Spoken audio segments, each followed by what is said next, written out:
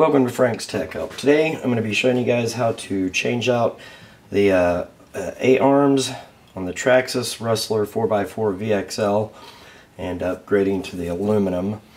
And I did recently, just to show you real quick, completely jacked up the shock tower, ripped the top of it off. I hit a pole and pretty much ripped this out, and I fixed it temporarily, and I was outside driving it just now and it ripped out again. But right there at the base of the front A-arm loop, it's ripped out completely there as far as that goes. This is what I'm working with. I don't really have a brand name other than Hobby Park or whatever, but they do have the cutout for the axles. Make sure that an axle part is facing down like that so the axle can go through it, and that the screws are on the front area right here.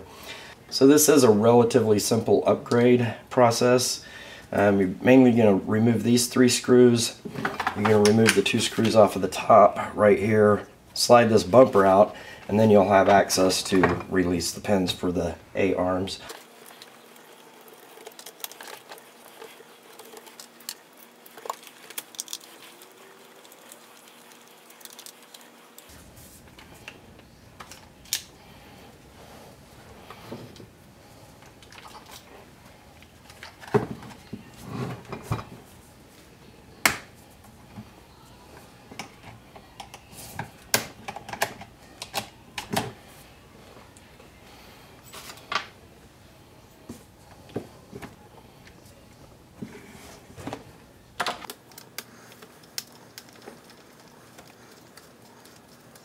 Alright, so after you loosen the second screw right there, this should just slide right out of there. And while you've got this position right here, you just go ahead and slide your new A-arm into place. Go ahead and push, make sure you get that lined up and push that screw back through. And go ahead and retighten it, as quick as that. Alright, so I've got that screw put into place, as you can see. And soon enough, I'll be replacing the hubs and the carriers. I'll do a video on that as well. Go ahead and slide this back up into the upper bracket area like that, so it's starting to look proper again. Put our guide pin in, make sure that everything's aligned. There's our first new control arm put into place. So it looks pretty beefy. Now the debate here is, you really want to use this. If you're doing your carriers and your hubs and everything aluminum, then it's going to have better support on this outer area, obviously. But if you still hit something with the tree, it's going to put a lot of force up here. And that's part of the reason this plate is here, obviously, because that's how the old one just ripped away. It didn't give in the front of the car, it ripped right there at the joint. But if you hit something hard enough, you are going to destroy something in here, so just take that into consideration. Alright, so I went ahead and got the second A-arm put into place, and I'm going to go put the lower shock arm back in. I did take the old screw from the old shock and set it aside, as the kit comes with some new screws here. And the equivalency, if you're uncertain on where to place it, you can put your old one back in place and figure out which dot it was on. Mine was right there because it does have an outline mark. So that's this one right here. So I go ahead and place this screw into there and get this locked down. So that's it as far as that front part of the assembly right there. You can see that everything functions as normal right there. I can go ahead and put the front back on. So I'm going to slide this back into place down here. Make sure that everything lines up properly. Alright, so you got screw holes there. Make sure that it's lined up on the top there. And I'm going to go ahead and put these 2 shorter screws in first.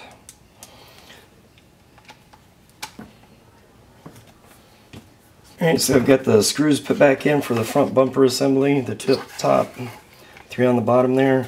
And now you can see the A-arm assembly, everything's nice and solid there. Alright, so unfortunately on the back ones you will have to remove the back wheels in order to get to the inside bolts, and then you'll also want to go ahead and pull your shock screws out from right there and disconnect your shocks. And then there will be a plate. There's 2 screws here and a screw right here. And I'm going to disassemble that, and then I'll be able to change out the A-arm, so get the wheels off here real quick. Alright, so now that I have the wheels off, I'm going to go ahead and come into this point and remove these 2 screws. There's another screw right there, and that'll give me access to the rear end there. Alright, so from there this back plate can slide off, and you see your aluminum tie end right there. That will end up back over the top of this once we're done. So at this point you will want to go ahead and remove, just unscrew your shocks from right there and set those screws aside. You're going to release the front A-arm connectors, screws right here. Once that drops out of place, you just lift your A-arm up off of that, slide the screw back in there for storage. Put the pin, done deal. So you can go and put that pin back in there because we won't be using any of that at this point. So just make sure once again your placement is proper, your screws are facing, screw lines are facing the right direction. So again, take the new pin here, slide it in, get it started. Because it can be tight if you don't have the proper line of sight kind of with that bolt that you need, then you need to kind of tap it a little bit to get it in there. There.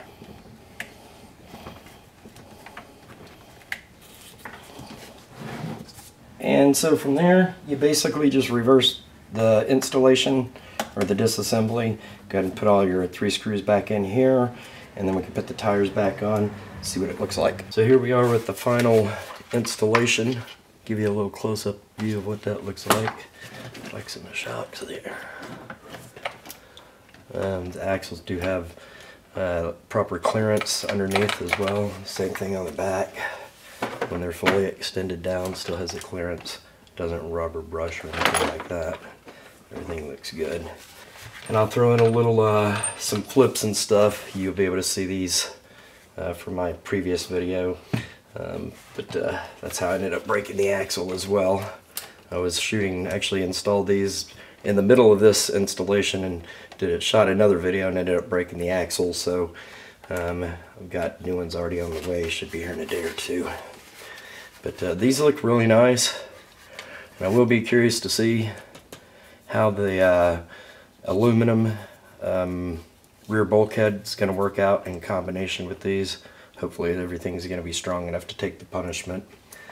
So I hope this video helped you out in some way, and as always, thanks for watching Frank's Tech Help. Peace.